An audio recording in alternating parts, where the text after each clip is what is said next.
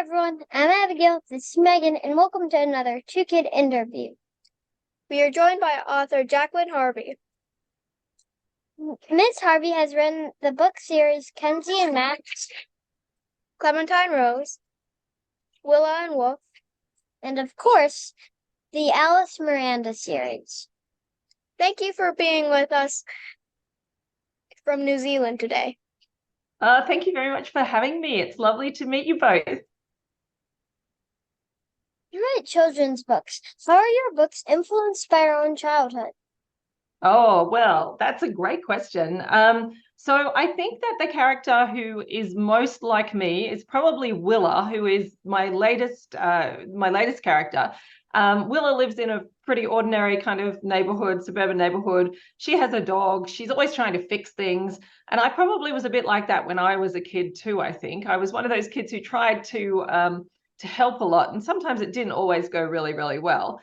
But I suppose my experiences of life have really influenced what I write. So I'm not sure if you know this about me, but I was a teacher for a really long time. And I worked in a boarding school, or a school that had boarding. So I worked in the junior school part, and then there was boarding in our senior school. And so I actually had a lot to do with the boarders, and that had a lot of influence on writing Alice-Miranda, who also goes to boarding school. Did you write a lot as a child? I wrote for school, and I wrote things. I used to keep a diary, which was probably pretty embarrassing now, because I wrote things about I guess stuff that worried me, but more embarrassing was the boys that I had a crush on, stuff like that. So I didn't really write a lot of stories until I was a teenager, and then I started writing a lot of stories. And really, it was when I was working as a teacher that I started writing lots of stories for kids.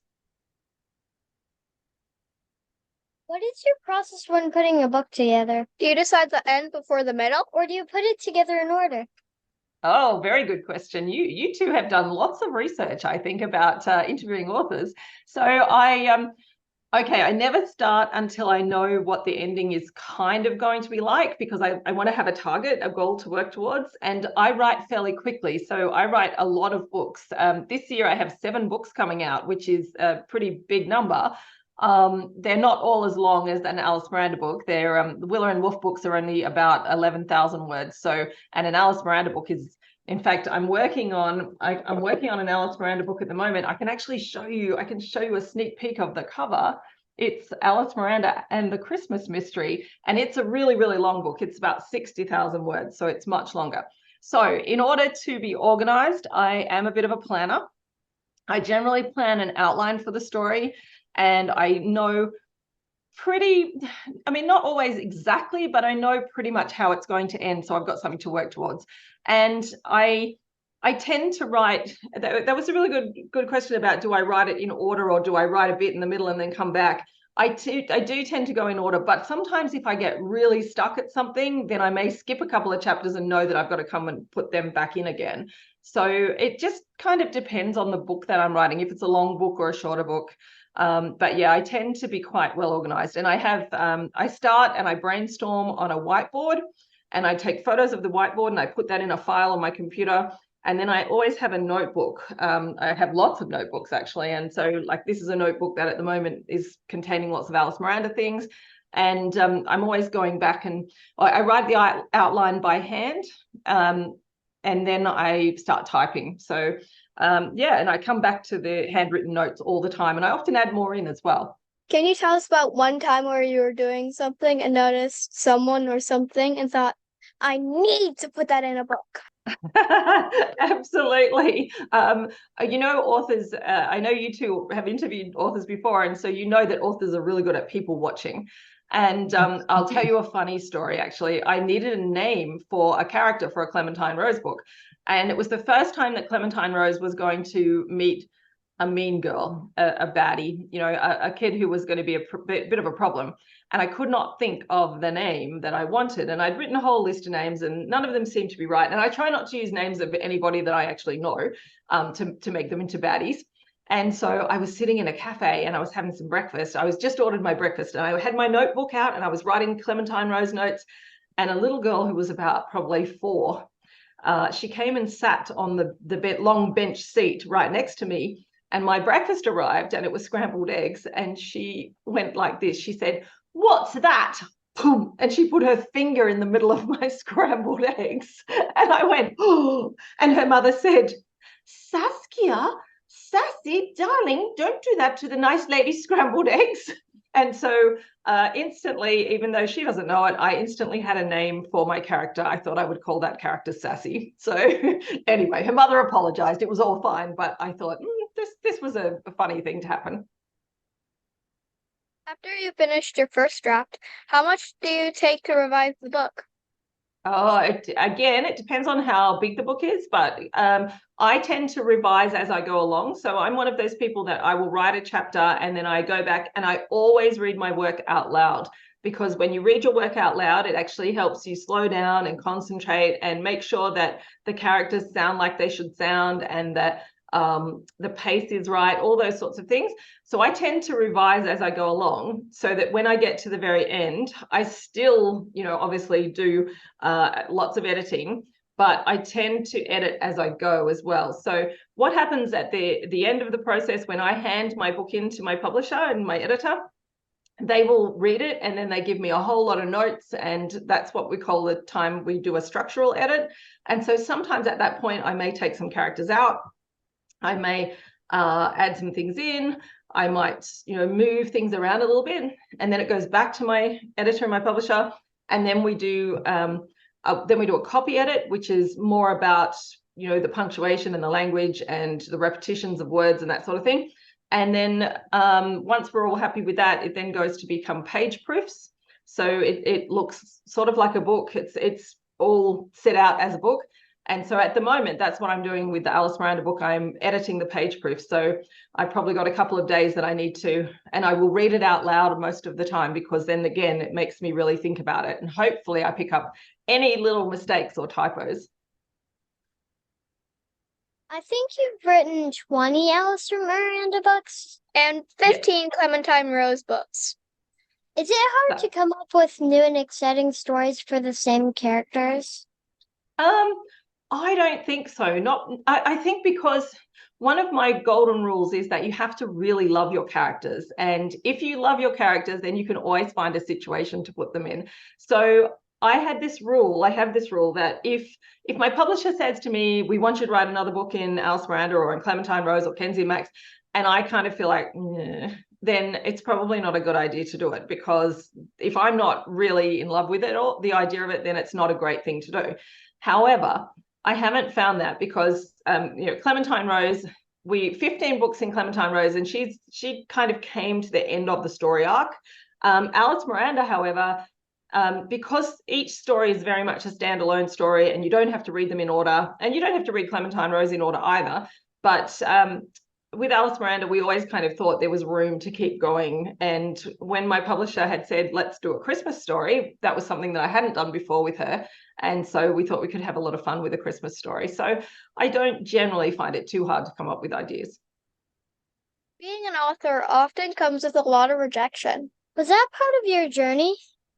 Yeah, in the beginning, yes. So I guess I tried during my 20s, at the sort of, early 30s, I was trying to write and sending stuff out, and yes, getting rejected. But I was pretty fortunate, because I actually won a competition in Australia, which is where I live, between New Zealand and Australia. And I won a competition in Sydney, and it was for an unpublished manuscript. And so when I won the competition, it helped me to get noticed by more publishers, or by some publishers, and it opened the door just a little bit into the mysterious world of publishing. And so that was fortunate. But then I had 4 books published in a fairly short space of time, and then I had nothing happen for 5 years until Alice-Miranda came out. So it is a really tricky business, and it is quite hard, at times to keep going. But I was very lucky when I hit on Alice-Miranda, and she became published in lots of countries around the world. And she actually has, I don't know if you guys know this, but she has 2 movies in Australia. So there are 2 animated Alice-Miranda movies. They're on a streaming service in Australia, and they're available in New Zealand, but I don't know if you can get them in the US. We can on Amazon Prime, actually. Wow, that's exciting to know. So fantastic. What writer has had the most influence on you? Ooh, good question. What writers had the most influence on me? You know, I was one of those kids. I never had a favorite author. I always had favorite books. And so when I was a little girl, I loved reading books like I loved Heidi, which was, you know, written a really, really long time ago. Um, it was about a little girl who lived in Switzerland, and I always loved the idea of Switzerland. And so when I went there for the first time, I remember sitting on a train and pressing my face against the window and saying it was just like Heidi. I loved Paddington Bear when I was a kid. I loved, well, as I got older and I was reading, you know, to the children in my classes, I used to read a lot of Roald Dahl to the kids in my classes. He was really good at read aloud stuff. But I also loved books like Bridge to Terabithia by Catherine Paterson, who was a very famous American author. So I had quite a wide variety of books. So I wouldn't say there is one author who's had the biggest influence on me. I'd say there's lots of authors. What advice do you have for young people who want to write? Good question. I think if you want to write, one of the really good things is you need to, I think you need to plan a bit. And you also need to make sure that you finish what you start, because a lot of the times I get kids who say to me, I've got this really amazing idea for a story. It's the best thing I've ever come up with. And then they get bored partway through and they don't really ever finish it. And so to be a writer, you've got to be persistent. You've got to finish things. I really highly rate entering competitions because it gives you a focus for your work. And, you know, you can find some really, really reputable competitions. A lot of publishers these days have competitions for junior writers. And so that gives you a focus and it makes you, you know, work towards something in particular.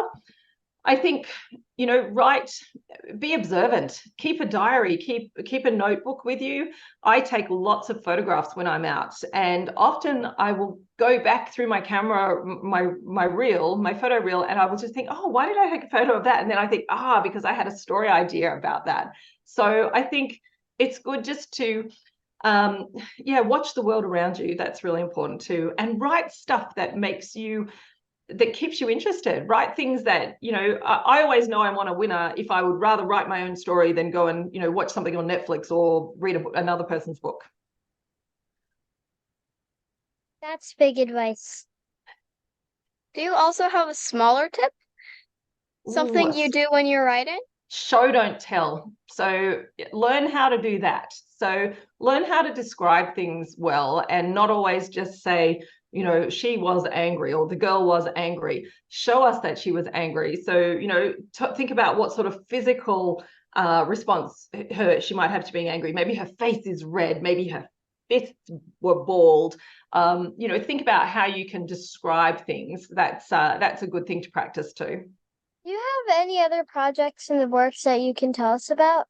I do. I have a new picture book actually coming out really, really soon in the end of September.